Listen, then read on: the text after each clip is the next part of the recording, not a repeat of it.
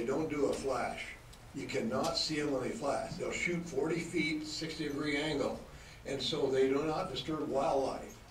And I can do it from my front room and watch it. I'm from law enforcement too, in the military with the Air Force. So if the law says it's illegal, I abide by it. If the law says, if there's no law against it, and there isn't one, then what's the problem with it? And there's guides out there, it's all about money. There's guides out there right now that you show them a 6-point picture, a 6-point bowl, or a 7-foot bowl, it's worth a lot of money to them, the clients, because a guide right now has a client up in Elko, he has one in Vegas, has one all over the state, and he can't scout all those areas. So if you have a picture of one of his areas, he's going to pay big money for it.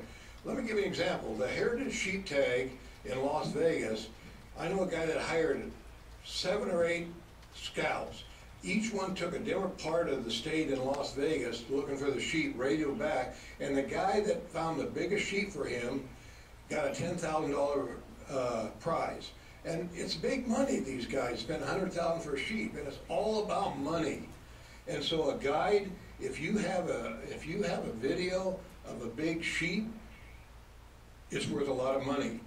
And the sheep in Vegas, the water holes in Vegas, even the elk up in the north, when you have a drought, these animals, day after day, come to the same water hole. I mean, you can predict the time they come to drink, and they come back and back and back. And we had that problem in when the fraternity in Las Vegas, they didn't check that water hole, and the sheep came in there, and we had about 30 sheep died there in the Eldorados. And because sheep, they don't know. There could be another water hole 100 feet away, but they go to one water hole, and that's all they know. So if you take a picture of a water hole of a sheep, they're going to come back, come back, come back. And whether it's 30 days ahead of time, they're going to come back during hunting season. And the heritage hunter hunts early. He can hunt any time he wants. And my cameras, I'll lose one every 6 months or 4 months. 30 seconds. Somebody will steal it.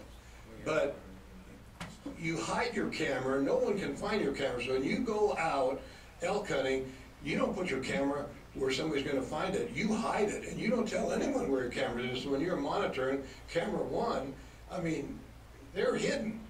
People hide their cameras because they know what's going to happen. If you find a camera out there, they're going to steal it. And so you hide camera. There could be, you know, I see 3 or 4 cameras on a water hole for elk, and you know, they're really hidden well. So you're going to have a hard time finding a bunch of cameras around a water hole unless you really know what you're looking for. But it's all about money. And it's a good income for somebody who's retired, so what's wrong with that as long as it's the law? Thank you. Come on up.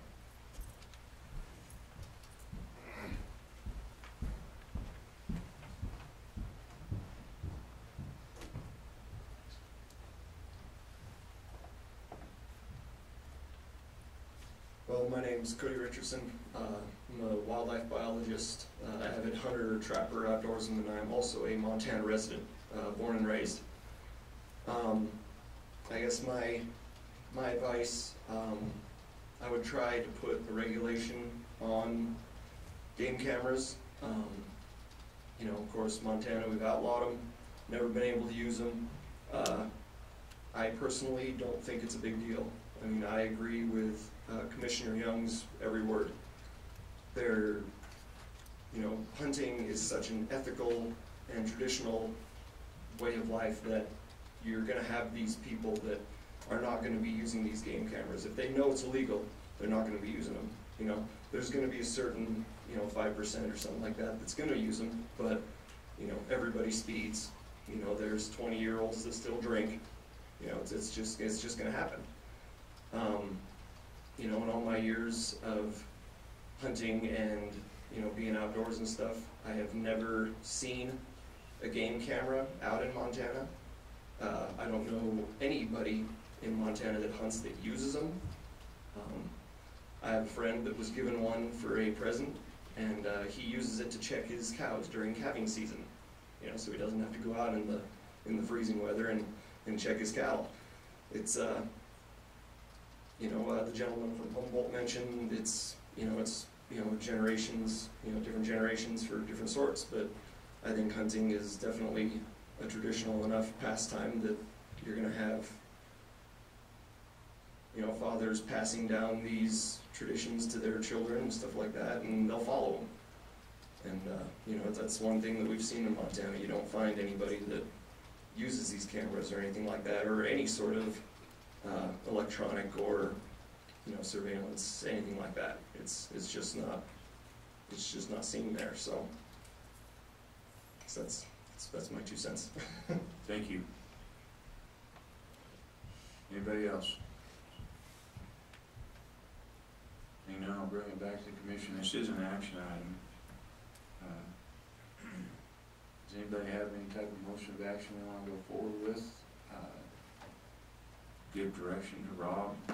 I'd like to make a suggestion, Mr. Chairman. I do think it's fair that we collect some more data and some more information. But I don't think it's unreasonable that you have a starting point. And I think Rob's put a lot of work into this. And if, for example, we were to take the Montana regulation just as a framework and a starting point, and we start the discussion, and then collect more information from our cabs, and over a period of, it may take a meeting or two, a few months to get where we all feel we are comfortable. But I do believe in this state that there is some appetite for something similar to Montana. Maybe not every aspect of it. There's hardcore anti-camera people like me, but I certainly understand the other side. It's refreshing to me to see a young guy up here. He's got to be in his 20s. This is why I love Montana. His dad did a good job raising him, in my mind, as far as the ethics of hunting. And, I only hope that the future generations understand that, because it's going to be a more controversial issue as generations go on. I think that younger people need to have some guidance from older people. That's what we're here for. This is a tradition. We don't need the meat anymore. I mean, very few of us can't go down to the supermarket and buy a steak. We do this because of our love of the outdoors and the sport. And I think just passing that off to technology, believe me, I get it. I get upset at my kids when I see them having every conversation on the cell phone and the text, Facebook and all this other crap. When did people not go meet at the bar and have a beer together? Or get together to play cards, or have a barbecue? And, they're headed in a different direction, but I don't think it's wrong for us to give them a little guidance.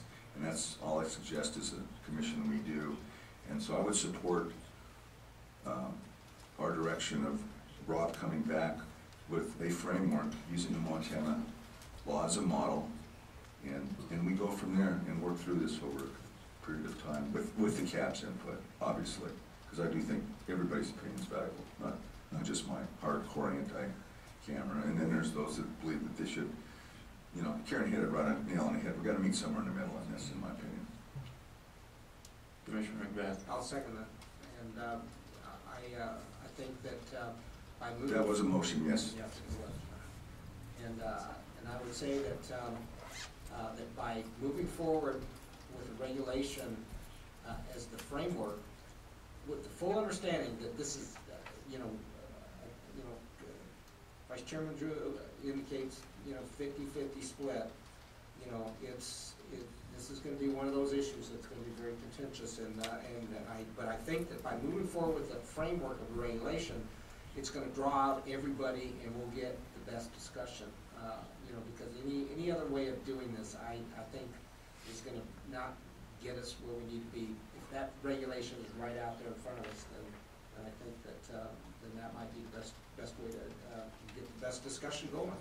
And if I could add, Mr. Chairman, to Mr. Macbeth's, in our county of Clark, I guarantee you that's the only way we'll get that interest that Paul alluded to, is by getting something moving, to where we can have something that somebody can hang their hat on, and they'll start coming to the CAB meeting and giving us some input. Commissioner Drew? I guess my only question is a procedural one. So if we give the direction that we've given Rob, does that go straight to LCB, or would you draft something first, and before it went to LCB, we'd send it back out to the cabs? For the record, Rob Buonamici, Chief Game Warden. It would not go to LCB, but there are two viable options I see within that. framework is we can just draft a regulation, give it our best stab at the Montana one, something similar, or we can draft a regulation with the Montana as a foundation, and it's more work for us, but list different options, different paths that the sportsman can go down. Because there are some issues I see with, for example, if we just want to regulate cameras that transmit to a cell phone or computer. Enforcement wise, how do we tell that? We got to go through, tear apart, you know, all the brush and everything that everybody, you know, did to hide their cameras and disturb their cameras and all that. And I can see a zillion complaints coming from that. The game warden disturbed my camera and so forth. So, but I can list several options and kind of pros and cons with, from an enforcement standpoint. Everybody chew on that. Commissioner Drew? Yeah, and just, I guess with that, I'm favorable to the motion and kind of the second scenario that you proposed, Rob, and I don't know, and maybe this is a question for the DAG, to what extent anyone from the commission can be involved, because I think as part of the information that goes back out to the cabs, we should probably discuss, you know, maybe encapsulate some of the discussion that was had here today and some of the background of the genesis of why we're discussing this, because I've had a lot of questions on that, and I'd be willing to help with some of that background part. Maybe Commissioner Young would too, but I don't want to get in an open meeting violation by sending that information back out to the cabs and soliciting some more specific input to this. If I may please, Commissioners, Mr. Chairman, Harry Warden from the Rapid Deputy Attorney General. As long as there's no violation of the open meeting law, I don't see that being a problem. But usually when you have the communication, I would say do it direct, don't CC anyone or anything like that. You don't want to spread that information to the other commissioners.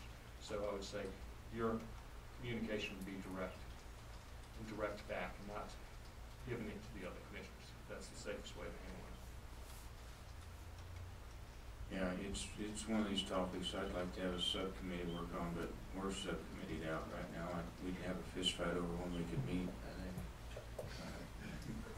Commissioner McNinch? Mr. Chairman, I certainly support the motion as well, and I would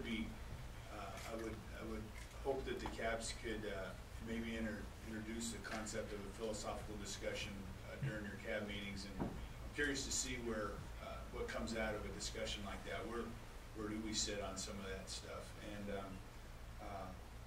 you know, and Commissioner Lane brought up a real interesting aspect of potential uses having to do with visitation of traps and stuff. And I'm kind of curious, maybe that's another aspect that can be explored and kind of get some of those things out on the table. It's certainly an interesting concept. That, I mean, pretty basic thought, but it hadn't really crossed my mind.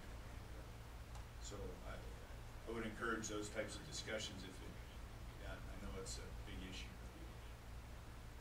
And Rob and Director Wasley, I'd like to ask both of you, with your wardens and biologists out in the field, if they come across instances where they see there's abuse or funneling of wildlife for camera use, or, you know, we're hearing this stuff, but we really don't have it in our hands. But can you just make a note to different department staff that to get us some of these examples that we continually hear about, but none of us ever really witnessed or seen, and that would help us, you know, going forward and trying to wrap our hands around this discussion. Okay, any other comments? We have a motion second. All those in favor of the motion signify by saying aye. Aye. All opposed? Motion passed unanimous. Okay.